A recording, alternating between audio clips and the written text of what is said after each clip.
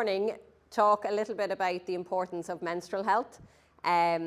We'll talk about that kind of intersection between exercise and menstrual dysfunction, and because there is a little bit of crossover there. And then we'll touch on hormonal contraception and kind of what all of that means for your athletic performance and your training and that as well. Okay? Does that sound all right? Super. So just to, I suppose, start off with a little kind of insight into female hormonal health and what drives it. And it is kind of a complicated picture. And I suppose the reason why I want us to look at this first is just to get the big picture. Because I think a lot of the time when we think of female hormonal health or we think of the menstrual cycle, we're just thinking about maybe the reproductive cycle or what's happening at the level of the uterus. But we can take it, as you can see, all the way back to the brain. So you've got, I suppose, the control center, the hypothalamus in the brain. That's this little guy up here. Oh, now I'm blocking it. Him there. And the hypothalamus controls the pituitary gland, which is another small little gland in the brain. The pituitary gland produces hormones, FSH and LH, so your follicle stimulating hormone, your luteinizing hormone. They then travel down to the ovaries and act upon the ovaries, which produce your estrogen and your progesterone. And they're probably the hormones that we're most familiar with when it comes to kind of female health and the ones that we think about. And then estrogen and progesterone act upon the uterus and they kind of manage the menstrual cycle.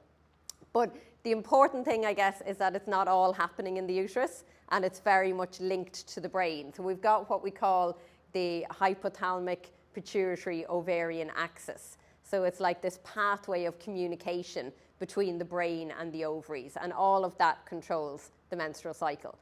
And that will become important, I think, kind of later on when we're talking about maybe why and when things go wrong. And I suppose, full disclosure, I am not going to stand here and say, you know, period power, periods are great, let's all love our period and celebrate having a period and so on.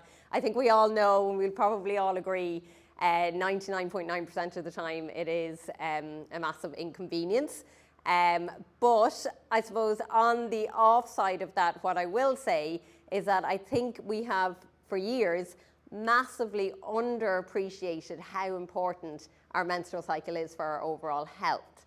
And that's really kind of what I want to get at. So it's not about, like, you know, kind of singing it from the rooftops and being proud to have a period and all that. That's fantastic. But really what we want to do is just recognize how important having a regular menstrual cycle is for good health. Okay? And we'll look into kind of why that's important. But essentially, having a regular menstrual cycle is like getting a monthly report card from your doctor. So it's telling you, good job, everything's going well this month. So it's like your monthly progress report. And if that disappears, then it's a case of, or something goes wrong with it, then it's pretty much a case of, right, progress hasn't been so good this month, or your health hasn't been so good this month. So then it's a case of investigating that. Right, my report card hasn't been good this month. Why? What's happened? What's gone wrong? And recently, within the past decade or so, ACOG, which is the American College of Obstetricians and Gynecologists, they have recognized the menstrual cycle as like your fifth vital sign. So if you think of the other vital signs, you've got like your temperature, your blood pressure, your breathing rate, like they're all indicators that everything's working well, aren't they? So if you get a spike in your temperature, that would demonstrate to you there's something wrong. There's maybe an infection, or there's inflammation, or there's something that I need to address. I need to see a doctor about this, or I need to take medication for this, or whatever it might be. So if we think of our menstrual cycle in the same way, every month it arrives, we know everything's fine. If for some reason that starts becoming irregular, it's not arriving as regularly as it used to, or it disappears, then that's like your spike in temperature. So that's your body saying to you, something's not right, let's go and get this investigated. Okay? Right, so I'm going to start with the very basics, because sometimes I think we don't understand the very basics of the menstrual cycle. And we're very much, I think, taught about the menstrual cycle in terms of our period. So, it's kind of just focusing on that maybe 1 week of the whole month. Or we're taught about it in terms of the reproductive system and fertility. And, that's obviously its main job. But what we have neglected in recent, for years, for decades, is the importance of the menstrual cycle in terms of all of the other systems in the body and all of the other parts of the body, including athletic performance. So let's just start at the start then and have a look and see what is actually going on within our menstrual cycle. So what you'll see here is that there's kind of 3 main phases. So you've got the pink block, which is the follicular phase. You've got the line in the middle, which is ovulation. And then you've got the green block, which is your luteal phase. So very simply, it is a little bit more complicated than this, but quite simply, we can kind of split our menstrual cycle into the first 2 weeks, the follicular phase, the middle section, where we should be ovulating, and the second 2 weeks then, which is our luteal phase. So if we start on day 1 of our menstrual cycle, that's the first day of your bleed or the first day of your period, okay? Typically, that might last maybe 5 to 7 days, depending on each individual. And all of that is taking part in what we call the early follicular phase. And you can see the 2 lines here. So we've got the blue line, which is one of our ovarian hormones, estrogen. And then you've got the green line, which is our other ovarian hormone, and that's progesterone. Okay? So you can see that they're taking kind of different trajectories through the follicular phase and the luteal phase of our cycle. So they're peaking at different times and they're dipping at different times. And when we look then at the job or the role of estrogen and progesterone in the human body, you'll see then maybe why we might feel differently throughout different parts of our cycle, or we might have different symptoms throughout different parts of our cycle. So what's happening while you're on your period is that your estrogen and progesterone levels are very low. They're both really, really low. You can see the blue line and the green line are very low. As we then progress into the later follicular phase and towards ovulation, estrogen starts to peak. So it is at its highest just before you ovulate, okay? And then it dips again. So as we move into the luteal phase, estrogen is low and progesterone, the green line, now starts to rise. So by the time we get to the mid-luteal phase, we've got really high progesterone, and we also have high estrogen, but just not as high as it was in the follicular phase. So progesterone is the dominant ovarian hormone here. And then we move into the late luteal phase, and that's kind of your premenstrual phase. So that's just before your period's about to start again, and both of our hormones dip. So our estrogen dips and our progesterone dips, and the cycle should then start again. Okay? So you'll see here, this is like your textbook example of a menstrual cycle. So it goes from day 1 to day 28. And really, that is kind of what we call a unicorn cycle. And the reason we call it unicorn cycle is because they're incredibly rare, or some would, question if they even exist. Everybody's cycle will be different, okay? For science purposes, for textbook purposes, for illustration purposes, it's easy to just explain it as a 28-day cycle. And then it means that kind of everything is consistent, but your cycle can vary. So it and it will vary from person to person, and it will also vary month on month. So for 1 month, you might have a 28-day cycle, then it might be a 30-day cycle, then it might be a 27-day cycle, and that's absolutely normal once it's arriving kind of within that range, okay? So just to kind of give you a comparison, I guess, as to why it is important that we understand our menstrual cycle. Here we have the male hormonal cycle, our top line, and underneath we have the female hormonal cycle. So you've probably heard that saying, women are not small men. If anything demonstrates here that women are certainly not small men, it's our hormone cycles. It's our monthly hormone profile.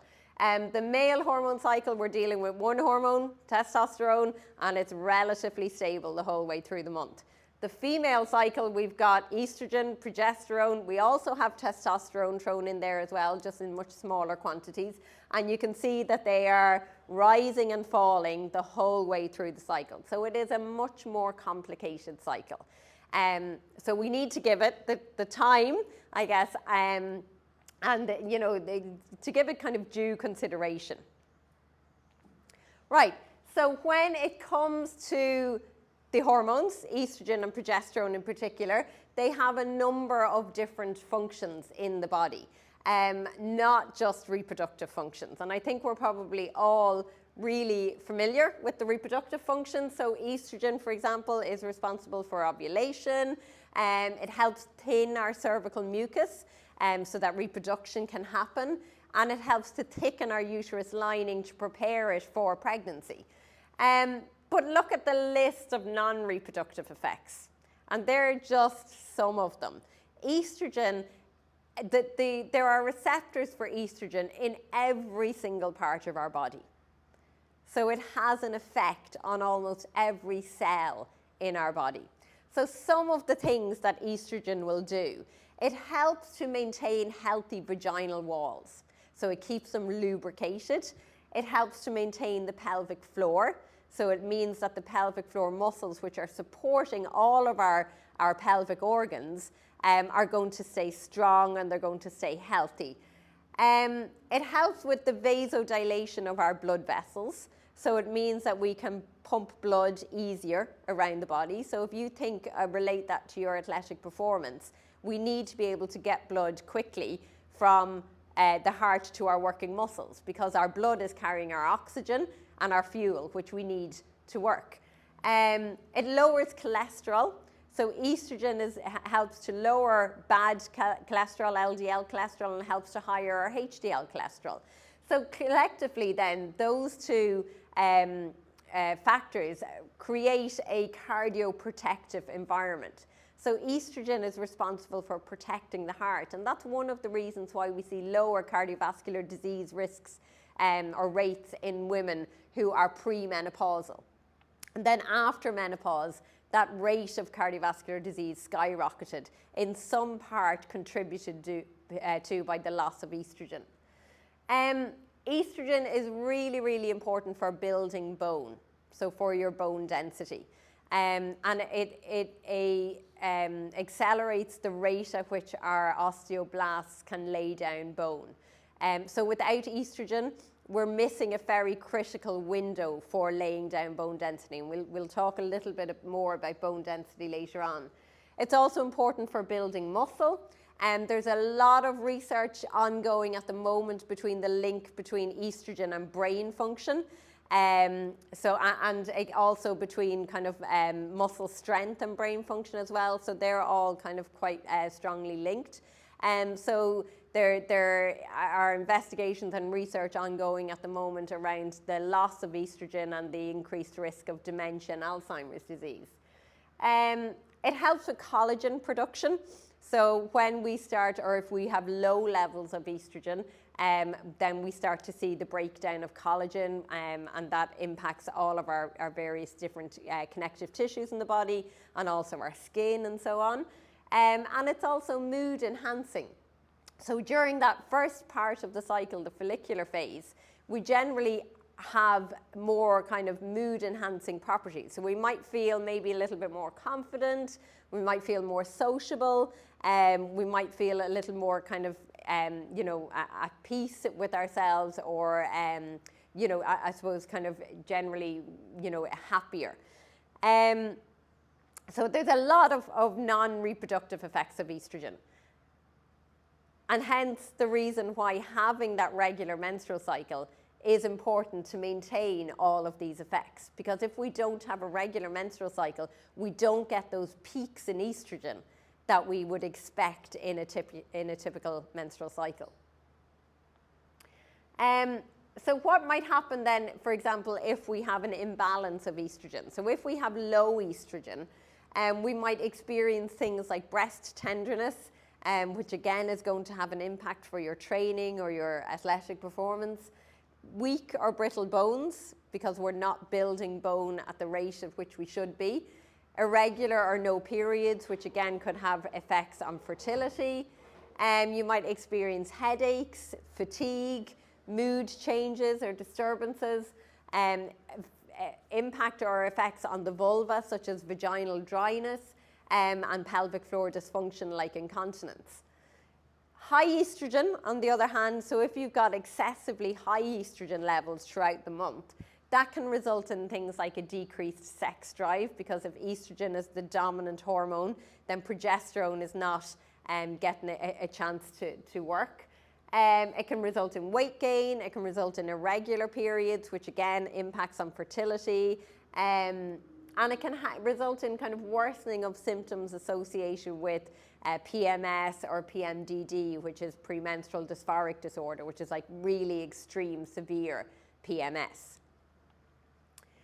In terms of managing or maintaining healthy estrogen levels, we've got kind of all of the typical lifestyle approaches that we know work for 9 out of 10 of our kind of, non-communicable conditions. So things like sleep, stress, managing your stress levels, getting regular exercise, limiting alcohol, ensuring that you've got kind of adequate nutrition coming on board. I'm not going to harp on about all of those. I think most of us are aware of the importance of getting good sleep and the importance of trying to manage stress. And I guess our menstrual cycle is really responsive and really reactive to what's going on in our life. So things like high stress levels, poor nutrition, low energy availability, excessive exercise or training, they can really impact on our menstrual cycle. And then we see the knock-on effects maybe of having suppressed estrogen levels and how that can impact on everything such as our athletic performance, our bone health, our mood, our sexual functioning and everything like that. Moving on then, I guess, to progesterone. So this is the hormone that we see dominant in the second half of the cycle, in our luteal phase. Reproductive effects, it is preparing the endometrium. So it is building up that endometrial lining, preparing the uterus to be a nice kind of safe place for an embryo should pregnancy occur. It thickens the cervical mucus, so it's kind of making conception that little bit more difficult then in that phase, and it's preparing, as I said, to support pregnancy. But outside of all of that, progesterone also impacts other systems and other kind of functionings of the body. So it inhibits cortical excitability. So essentially what that means is that in the second half of our cycle, we might be more inclined to be a little bit calmer, less maybe outgoing, less sociable. We're seeing kind of the opposite effect of what estrogen had in the first half of our cycle. So we might be a little bit more relaxed, feeling a little bit calmer, or that can become sometimes more extreme, and that might mean that you're feeling a little bit low in terms of mood, a little bit depressed, a little bit thinking, I don't want to socialize, I don't want to go training, I don't feel confident enough to do X, Y, or Z. It also supports thyroid function, which is another really important endocrine organ in the body. It can result in breast swelling and tenderness. So remember, it's preparing our body for pregnancy. So in terms of your training or your athletic performance, then that can mean something as simple as needing an extra or different sized sports bra in that second half of your cycle. And that's something that we don't typically think about. We normally have a few sports bras in the drawer. We probably wear the same one the whole time, the favorite one. And have we ever really thought, actually, why does this feel particularly snug or feel a little bit uncomfortable, maybe in certain parts of your cycle? So something very simple like having a sports bra where you can adjust the strap size, or having 2 different size sports bras could make a massive impact in terms of your comfort and the perceived difficulty of your training or your competitions, okay? It also, in terms of kind of comfort and pain, You know, something like breast tenderness can really put us off. You know, it can really be demotivating when it comes to wanting to train or wanting to compete. So just supporting that, I suppose, as best we possibly can. It also, progesterone, when we get that peak in progesterone in the second half of our cycle, that results in an increase in body temperature. So let's kind of take that a step or two further. Essentially what that might mean is that it could impact on your sleep. So you mightn't necessarily be sleeping as well in the second half of your cycle as you were in the first half, because our body likes to be cool at nighttime. So we can easily manage that. We can turn the dial down on the thermostat maybe. We can leave the window slightly open ajar, even just wearing a lighter pair of pajamas. Very easily managed if you find that that's something that is maybe interfering with your sleep. And we know that sleep is really closely linked with recovery from exercise. Also, it might mean that you're perceiving exercise to be a little bit more difficult because we're getting hot easier or quicker during that exercise. So something that felt very easy, you know, last week, pre-ovulation, is now feeling a little bit harder post-ovulation.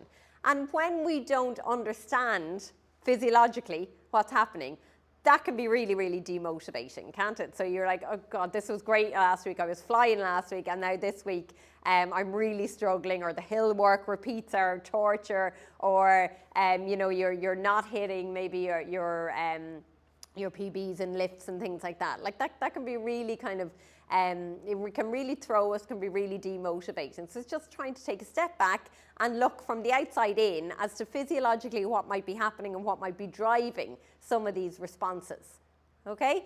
And I think when we understand that we've got two different hormones operating for two different parts of our cycle, then it makes much more sense as to why we might feel differently, or why we might perceive exercise differently across our cycle.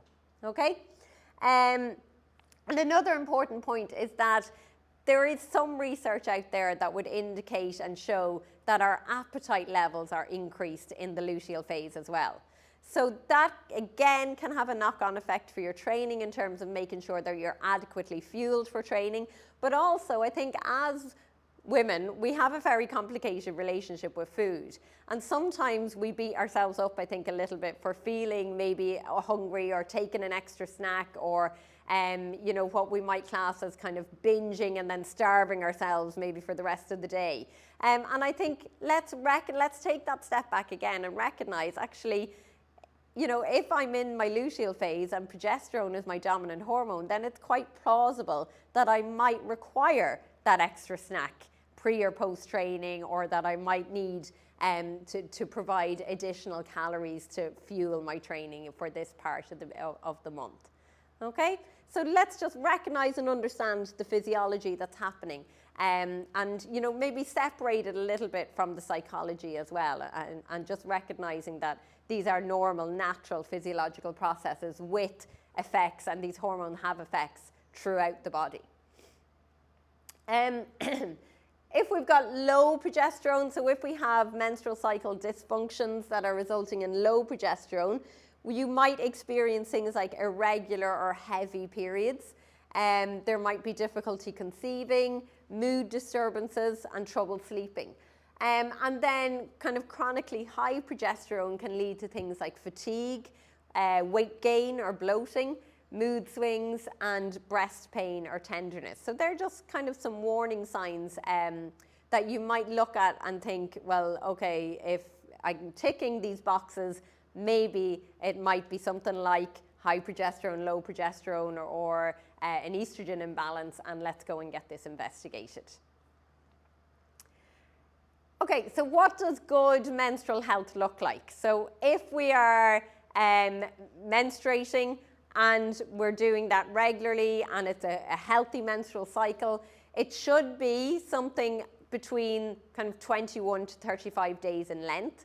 So that means essentially you're getting a period every 21 to 35 days. So if it's happening more often than every 21 days, then that would be something to be concerned about, and something to investigate. And if it's happening, if it's not coming at least every 35 days, again, worthy of investigation. The only kind of caveat there, you see 45 is in brackets, is essentially adolescent years. So as a teenager, cycles sometimes can be longer. But certainly, you know, within or 3 years after the first period, they should have settled down and should then be occurring between 21 and 35 days in length. The length of the period, so the actual bleed, anything between 2 and 7 days is perfectly normal. It shouldn't be severely painful. And I think that's certainly one of the areas that we have neglected and we have ignored for years. You know, we've been putting up with very extreme, very severe pain, and that's been passed off maybe as being normal. It is not normal. It's not normal to experience pain that means that you can't train, that you can't go to work, go to college, things like that. It shouldn't also be severely heavy. So that essentially means that you shouldn't be kind of soaking through pads or tampons, you know, every 2 hours. So if you're finding that you're soaking through your menstrual product within 2 hours, then again, that might be an indicator that there's something underlying.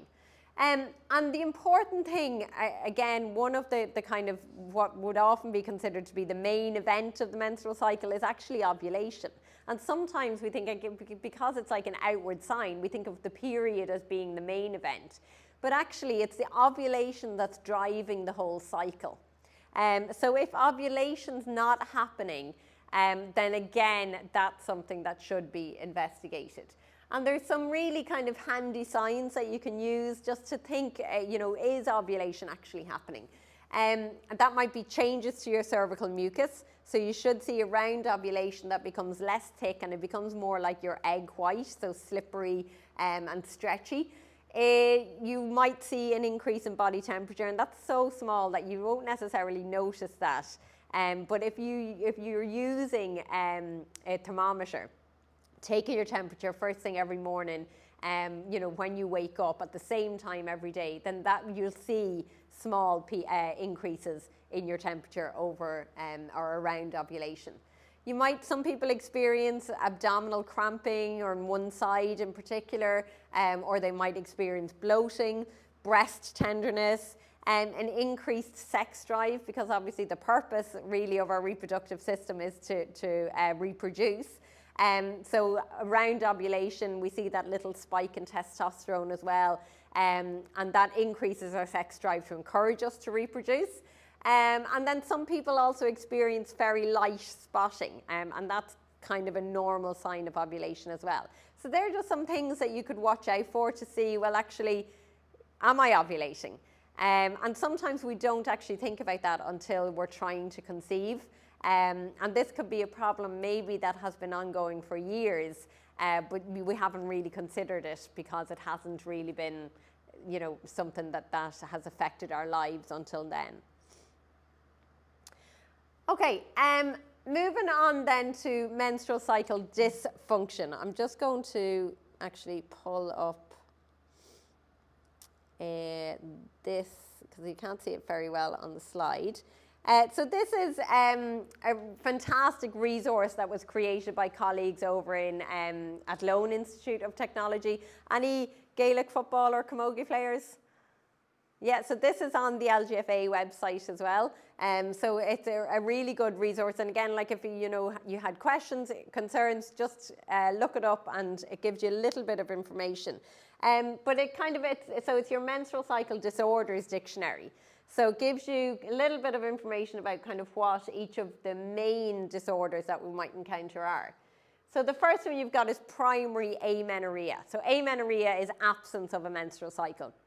Primary amenorrhea is when that happens, so a young girl who never gets her period. So she's reached 15, the average age in Ireland is 12, she's reached 15 and she hasn't got her period. So that's primary amenorrhea. That might be caused by something lifestyle related or a medical condition, so that could be investigated.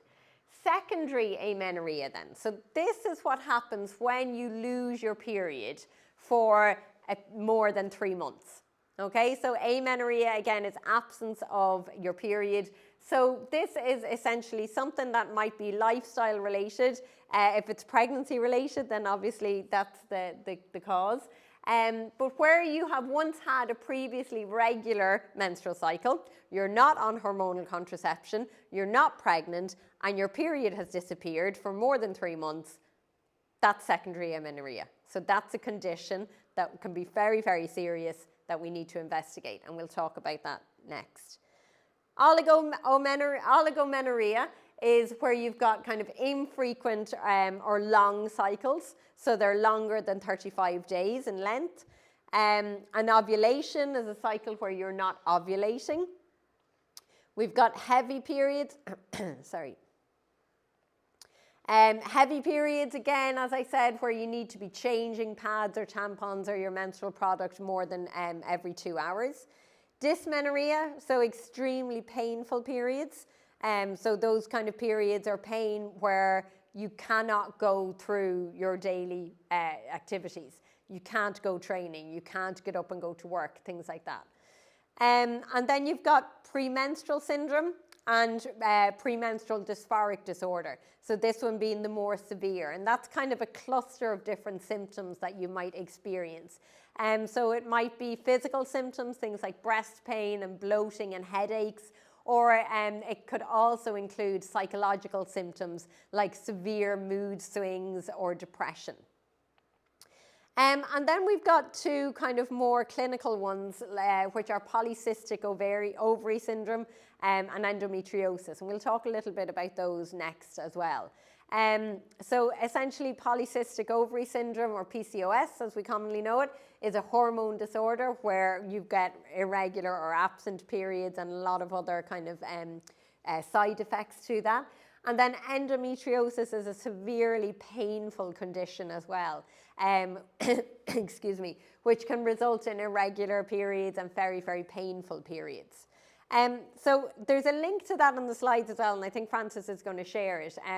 So, you know, it might not be now, even if down the line you had a conversation with somebody, something came up, or you were starting to experience some symptoms, I think it's a good one to be able to kind of look up very easily, very quickly, and just see, well, what might it be? And then you've got information that you can then kind of take to a medical professional. Okay, so we will have a look, I suppose, at the first kind of menstrual dysfunction, which is, I think, the one that affects most athletic populations, or most female athletic populations, and that's called functional hypothalamic amenorrhea. So taking us back to that first slide, when we were looking at the function of the brain and all of this, so this is essentially where the hypothalamus shuts everything down. So it is shutting your menstrual cycle down. And the reason it's doing that is normally for one of 3 reasons. So it's low energy availability, so you're not fueling enough. It's excessive energy expenditure, so you're training too much and not fueling that training properly. Or it could be linked to psychological stresses that are going on in your life. So for some reason, the brain has perceived something in your life to be threatening. And essentially, if we think of the basic function of the reproductive system, it's to reproduce. The brain does not want us reproducing if we're not really in a healthy position or in a healthy enough state to do that. So this is the brain shutting that down. It's stopping our reproductive system. And think back to what I said about the reproductive system or the menstrual cycle being your 5th vital sign. So this is our indicator now that that's gone. There's a reason why. Something underlying is causing or has triggered this. And as I said, we see a very high incidence in athletic populations. And you can see why. So sometimes it's intentional low energy availability, so an eating disorder.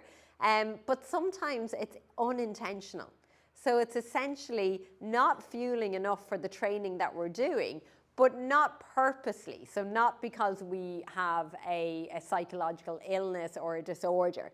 And we see it sometimes where we get like an increase or a spike in training. So it might be, for example, that you've taken on, a new challenge, or you're training for something new, and you've really upped your training, but your fuel intake hasn't increased to match that.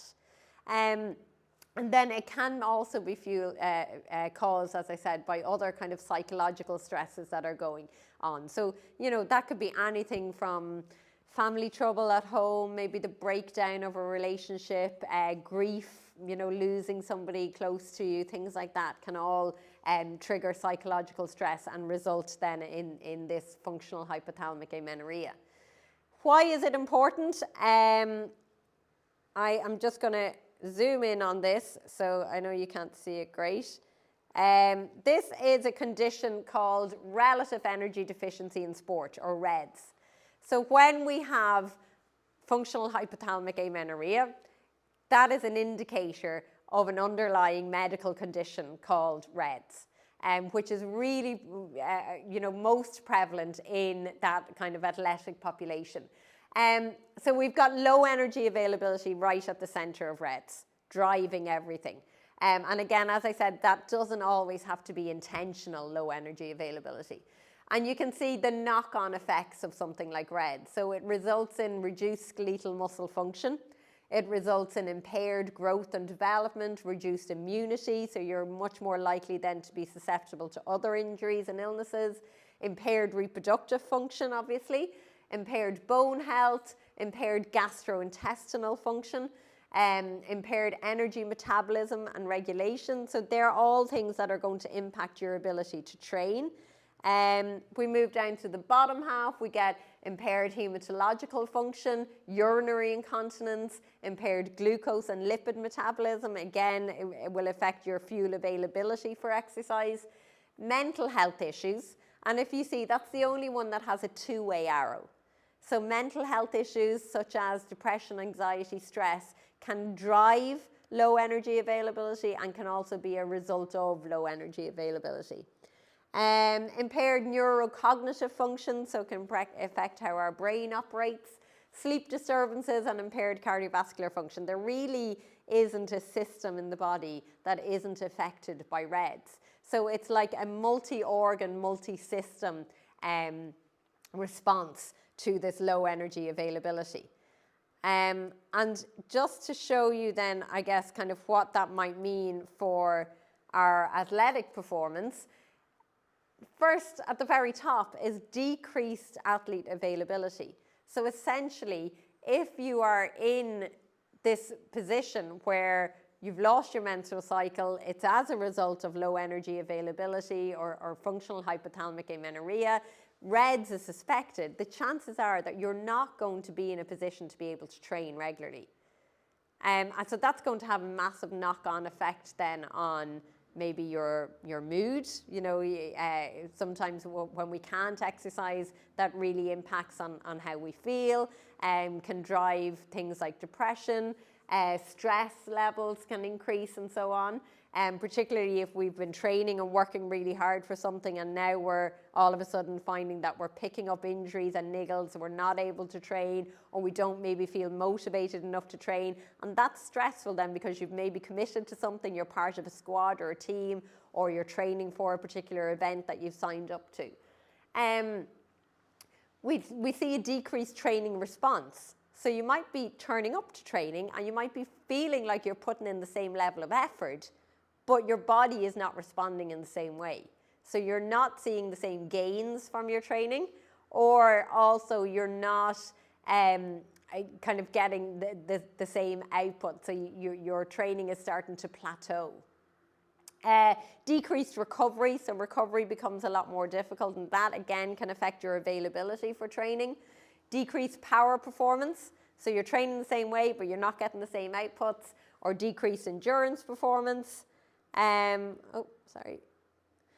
then the bottom, it's also going to affect things like our strength, our motivation, and our cognitive performance and skills. So anybody who, I guess, plays maybe a team sport or a skill-based sport, then that might represent itself in things like just making silly errors, handling errors, clumsy mistakes, and so on. So coordination can be affected in that. So it's really kind of faceted. There are so many dimensions and so many ways in which RED-S can impact on our performance and on our health.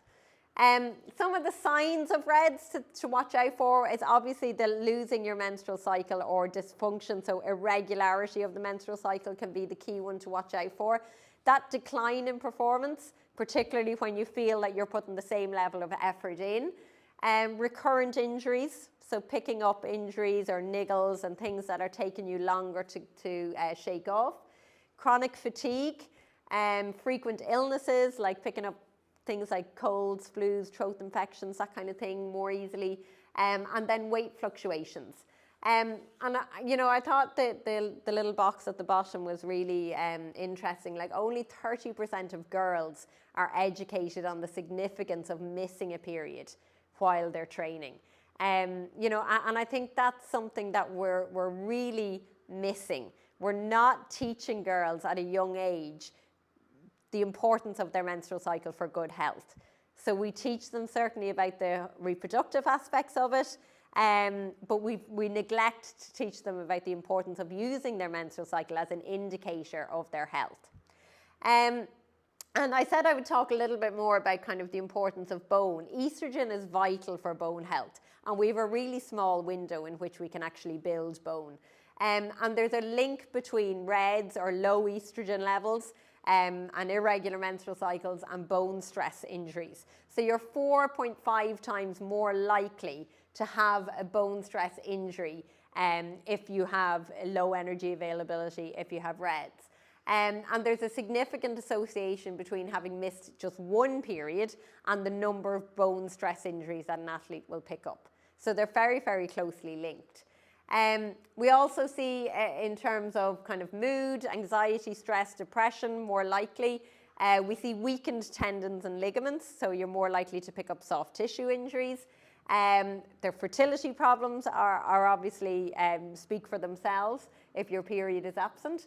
And then there's the increased risk of future cardiovascular disease. So remember that link between estrogen and heart health.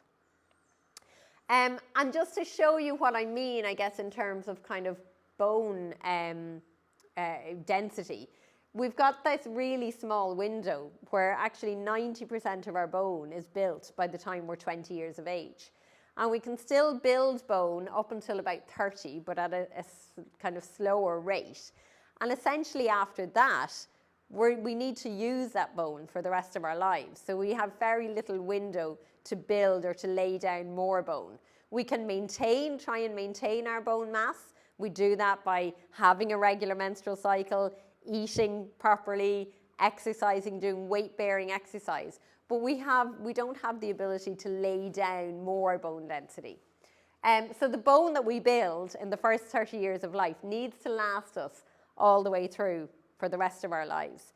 And if we lose bone density at an abnormal or an accelerated rate, then we're much more likely to experience osteoporosis, which is weak or brittle bones. And that then means that something as simple as a trip or a fall could mean surgery, hospital stays, and oftentimes the older we are, the more kind of serious those type of injuries can be, because they mean sometimes long-term then residential care, nursing homes and so on, and because people lose their independence or they lose their confidence. So while we kind of don't think about that, we don't think about the effects of osteoporosis really until we're maybe, kind of later in life. What we can do about it and prevention of it is really crucial in those first 30 years of life. And then also, when you're engaged in exercise, you can't afford to have weak or brittle bones, because you're just going to pick up injuries, bone stress injuries, bone stress fractures. And when they're recurrent, they can be really, really, I suppose, kind of debilitating and really disruptive to your training cycles as well. So I guess, just to reiterate, having a regular menstrual cycle is really crucial for long-term health. I'll just mention a little bit about polycystic ovaries. So your PCOS. So this is one of the most common endocrine conditions that affects women. So in terms of menstrual dysfunctions, this is one of the most common ones that you're likely to encounter. It affects about 1 in 5 women. And it's a condition where the ovaries contain twice the number of follicles that they should have, as you can see in the middle picture there. And ovulation as a result is not guaranteed, so obviously has an impact then on fertility. The signs and symptoms of PCOS then, things like irregular, light or absent periods, high testosterone levels, infertility, and as a result of the high testosterone levels, we tend to see some features such as excessive hair growth on the face or hair loss on the head. We see weight gain, and that can be centered around the abdomen. We see a kind of acne or other skin issues, and it's also linked with high insulin levels and with insulin resistance.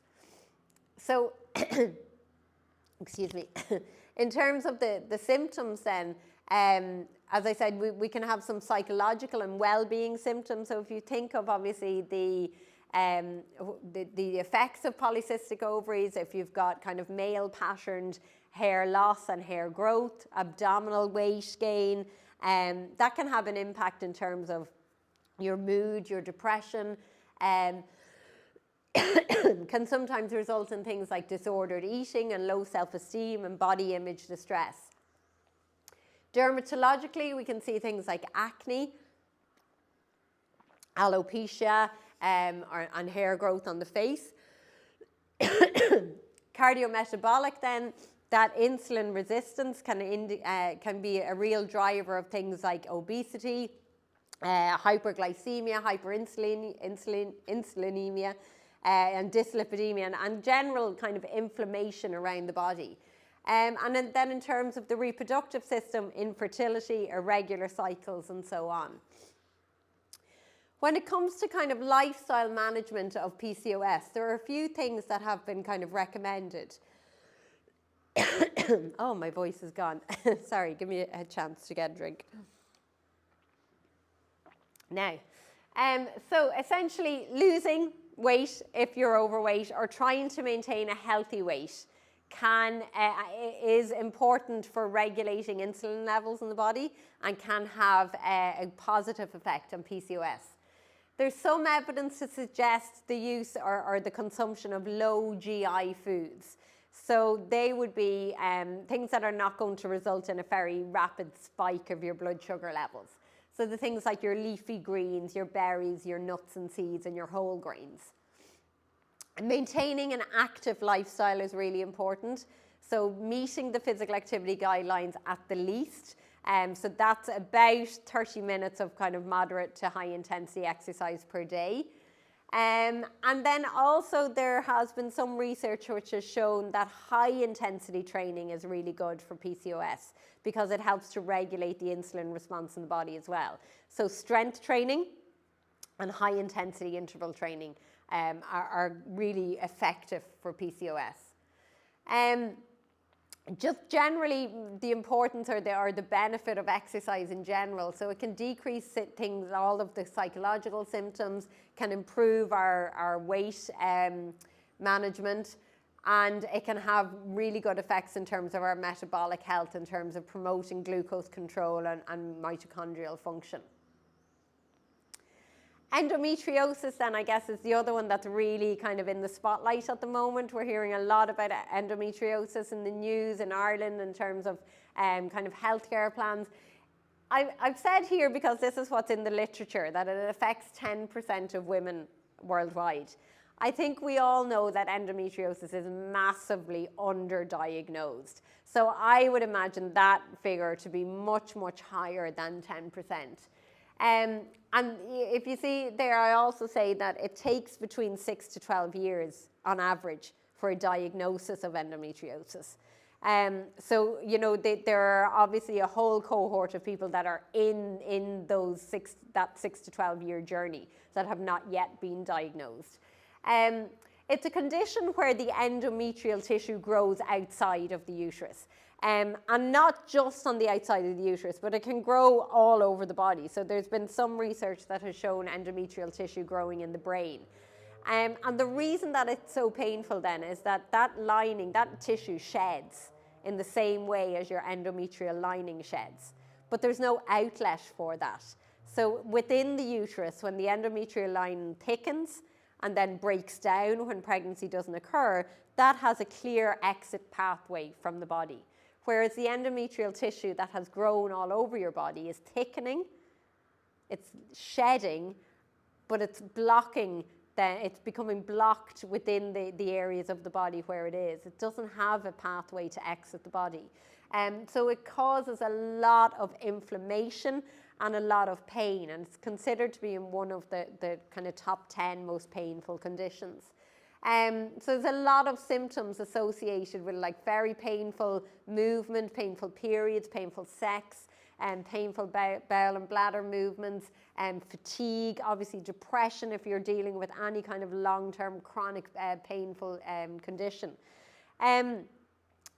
Unfortunately, when it comes to exercise, we don't really know of any, or I suppose there's kind of inconsistent findings in the literature. With PCOS, we kind of know that exercise is really important and really good for the management of PCOS, and we have some evidence to support that high intensity and strength training approach. You'll see here I've just kind of snapshotted some of the findings. So back in 2014, there was a study that said that regular physical exercise seems to have protective effects against diseases that involve inflammatory processes. And so also as a result then reduces excess estrogen levels. So that would be kind of positive. But then in 2021, it said the effect of physical activity and exercise as a treatment for endometriosis symptoms could not be determined due to significant study limitations. And 23, another study said that body awareness practices and progressive muscle relaxation reduce pain and stress and improve the quality of life associated with endometriosis. So it's quite varied in terms of what the research would tell us. There certainly probably is a role for exercise in that we know that in terms of normal kind of period pain, that exercise can be good to exacerbate that or to try and reduce that, so similarly so then for kind of endometriosis associated pain, but the link just hasn't really been established there in the literature so far. Do you want to take a break or do you want me to keep going? Yeah, okay, I don't have a whole lot left to do, I suppose. I just want to talk a little bit about the link between menstrual cycle and performance. So I don't know if any of you are like me, but you know, when I go onto Instagram, my feed is often flooded with things like phase-based training and cycle syncing. Has anyone ever come across those terms before? Yeah, some of you have. Okay, so essentially what that means is that we should be planning our training around our menstrual cycle. So in other words, normally what it would say is that when you're on your period, do something nice and relaxing like yoga. And then maybe around kind of in that follicular phase, you've got really good endurance. And then around ovulation is when you can hit your PBs and your max lifts. And then in your luteal phase, it's all about kind of relaxing and taking it easy and all that kind of thing. You know, and there's a lot of that kind of information out there, and I think it's kind of really hard to avoid. But a lot of it is not necessarily founded on, scientific evidence. So when we look at the science and we look at the evidence and we look at the research, there's actually not enough consistent evidence to support any effect of the menstrual cycle on performance. So Olympic athletes, All-Ireland winners, you know, marathon runners, they are hitting their PBs, they are winning medals, they are setting world records at every stage of their menstrual cycle. And there's also no difference in performance across the menstrual cycle. So we don't see that, you know, you can only do your endurance in your follicular phase and your strength around ovulation. That's just not there in the literature. So I think, you know, be really careful about what you read, and be really careful about kind of, you know, the source of the information that you're taking in, because a lot of it is essentially just designed to sell. And because it's become kind of trendy or sexy, I guess, to talk about the menstrual cycle, that there is this kind of drive to maybe make more of it maybe than what it is. So I'll just show you some of the kind of screenshots of things that pop up on my Instagram feed. So you've got like cycle syncing exercise, how the menstrual cycle affects your workout, cycle syncing your workouts, how to sync your workouts to your menstrual cycle. There's no evidence currently in the literature to support any of this, okay? There are some lab-based studies on rats and things like that that might indicate increased muscle strength at one part of the cycle. They have not been extrapolated into actual human beings. And then there's also some studies that have really poor quality. So they didn't properly maybe actually measure what phase of the cycle somebody is. So when we don't know the hormone levels, we can't say that it is the increase in estrogen that's causing this response, for example. So be really careful about, you know, it looks fantastic and it looks really, you know, attractive and something that you kind of might want to buy into. But at the moment where we are with the literature is that it's not supported. So we don't have enough evidence to provide blanket guidelines to say that this is how you train according to your menstrual cycle. Now, that is not saying that symptoms of the menstrual cycle don't affect performance. So we do know that. And this was just kind of recent research that was conducted, said 72% of female Gaelic Games players perceived an impact of their menstrual cycle. So things that might affect your menstrual cycle are bleeding, bloating, might affect your performance. Things like your bleeding, bloating, mood changes, your motivation to train, how hard you perceive that training session, breast tenderness, how well you slept, and we know that all of those things can vary across the menstrual cycle. But it's really highly individual, so we can't say that everybody is going to sleep terribly in the last 2 weeks of their cycle, therefore you need to slow down and take your foot off the pedal when it comes to training. Or everybody is going to experience breast tenderness and therefore you can't do any contact sport. You know, we just don't have the data to make those kind of generalized assumptions. What you can do, and what is a really powerful tool, is to track your cycle.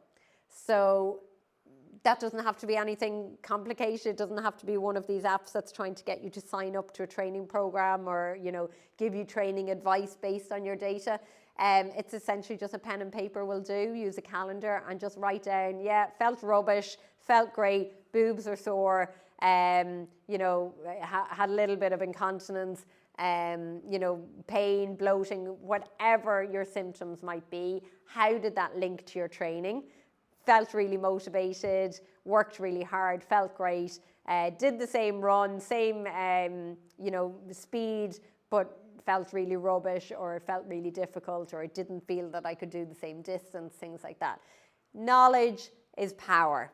So the more information we have about our own bodies and our own cycles, the more we can do with that, and the more we can understand why certain things are happening or why we might feel certain ways.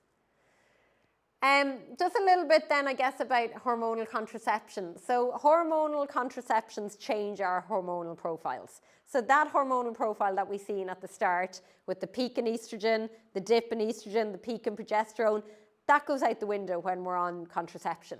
The oral contraceptive pill is the most popular form of contraception in Ireland, so we'll kind of focus on that one mainly. There's two types. So you have your combined pill, and that essentially gives you synthetic forms of estrogen and progesterone. So synthetic means made in a lab. It is not bioavailable. It's not the human form of estrogen and progesterone that our body produces. They are trying to mimic that in a lab, put it in a pill, and then we take that. It suppresses the menstrual cycle. So the bleed that you get when you're on the combined pill, so typically you would take 21 days and then either 7 pill-free days or 7 placebo pill days. that bleed that you get during those 7 days is not your period, it's just a withdrawal bleed. Sometimes the lining has built up ever so slightly because of the synthetic hormones, and then that sheds. So it's a small bleed, but it's not your period in the same way as what we get during a typical menstrual cycle. And then you've got progestin-only pills, which contain only synthetic progesterone. So they don't have estrogen in it. And they are taken continuously. So you've got no withdrawal bleed during, if you're on a progestin only. And you take no break in the pill then. You just keep taking that pill continuously. And this is essentially what the hormonal profiles look like. So the first line is where we have naturally menstruating individual. And you can see the peaks and troughs in the estrogen and the progesterone. The second line is somebody who is taking a combined pill or a combined hormonal contraception. So it could be like the patch or vaginal ring, but it has a combination of your synthetic estrogen and progesterone. And you can see here what's happening is that we get high levels of estrogen and progesterone, and then they dip during your pill-free days. But the estrogen and progesterone are both following the same trajectory, essentially. So it's quite different to what we see at the top, isn't it? And then the bottom line is your progestin only. So here we have kind of a flat line of estrogen, and then we have a higher peaked kind of rate of progesterone throughout the cycle or throughout the month. So kind of think back to all of the effects that we said about what estrogen and progesterone do in the body. So even though these are synthetic hormones, they will have some of the same effects, and it's likely that you will still experience some symptoms of being on the pill, and that those symptoms might mimic some of the effects that we would see from the natural hormones.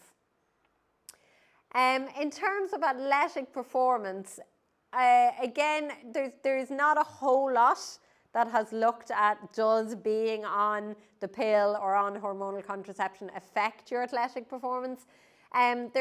Most recent studies have suggested that there's a slightly inferior performance with our oral contraceptive use, but it's a really trivial effect size. So it's not enough to make kind of a blanket widespread statement or to give guidance and say that if you're taking hormonal contraception that your performance is going to be reduced.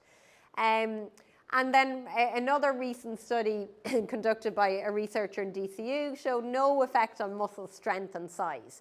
So there's a large degree of kind of inter-individual variability as well. Everybody will respond differently to the hormones that are included in the contraceptive pill. So again, something like tracking, and if you could track prior to going on the pill, or track while you're on the pill and compare both, that would give you even more information. In terms of contraceptives and health and what we know, essentially the only one that we have really strong scientific evidence for affecting bone health is the Depo-Provera. And that's essentially has been shown to significantly lower bone density. And the longer you're on that, the longer, the more impact that has. And then in terms of the other hormonal contraceptions, they're not enough to improve bone health if you have been diagnosed with REDS. So if you've got low bone density as a result of relative energy deficiency, taking the pill isn't enough to kind of build. So taking that synthetic form of estrogen isn't enough to help you build back your bone density. And there is some research that links oral contraceptive use with pelvic health. So higher incidence of incontinence, alterations in the vaginal pH, and then vulval changes such as shrinkage and dryness of the vaginal walls and so on. So again, if we think about the importance of estrogen for the pelvic floor and for the vulva in terms of maintaining a really healthy environment down there, when we remove that estrogen from the body and replace it with a synthetic estrogen, there's some evidence to show that that's not as good for the pelvic floor, the pelvic area. So I guess in summary, it's important to recognize that if you are taking hormonal contraception, that is no physiological resemblance to a natural menstrual cycle. But that's not to say that it is necessarily better or worse in terms of your athletic performance or your health, other than those couple of things that we know. And we just don't really have any of the long-term data yet. The pill has really only been available probably for the last maybe 60 years or so. So we don't have a generation of people that we've researched and tracked long-term to show us what the kind of long-term effects of that might be. What we do know is that taking the pill or taking oral contraception, it can't fix or regulate your menstrual cycle. And that's something that we have seen in the past, that people have been prescribed the pill because they've had menstrual cycle difficulties or dysfunction. So it's go on the pill, and then all of a sudden you've got this nice regular cycle and a bleed that comes every 28 days. And that's not the case, because what you now have is a artificial cycle. It's not fixed your menstrual cycle. And typically what it might be doing is masking the problems. So it's only then when, let's say, for example, you've got a teenage girl with severely heavy and painful periods who's then put on the pill, manages nicely on the pill for 10 years, and then when she's in her late 20s decides to come off the pill to get pregnant, and all of a sudden all of those problems come back. And now we have a situation where we've had undiagnosed endometriosis, for example. And that girl is now facing another 10 years of problems to try and get her endometriosis diagnosed and treated, and possibly try and get pregnant along the way.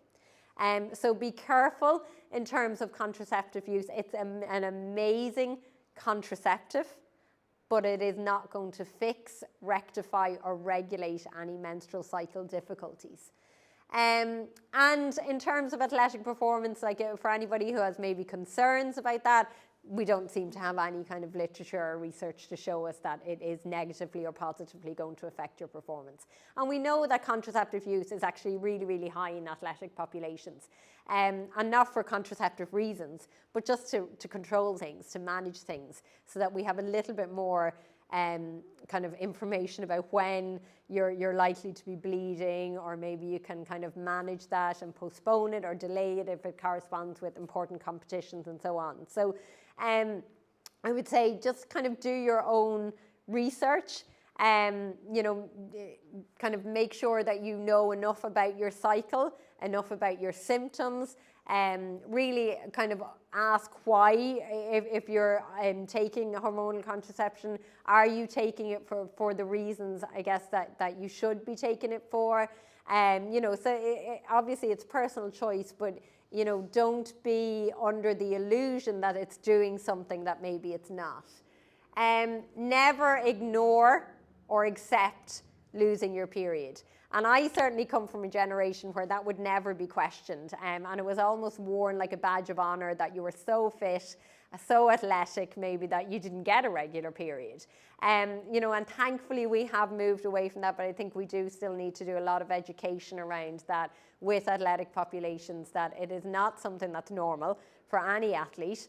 And it is an underlying sign that your kind of health is being affected by something. And I guess the impact of your cycle on training and performance is really highly individual. So we can't make any blanket sweeping statements. We can't say that this happens in follicular phase, this happens in luteal phase, this is the phase when you're going to feel at your best, or this is the phase maybe where you're more likely to get injured. That's a whole other kind of concept sometimes that's out there as well, and the literature is so conflicting. So there's no kind of blanket recommendations that we can make. So yeah, that is, I think, all I have to say on the matter. If anybody has any questions, please feel free. I'll take another drink. Did that make sense to you in terms of kind of understanding your cycle, I suppose? Is there anything that you weren't sure about or that you wanted to ask about? All good. Great. That's brilliant. Thank you very much. Thank you.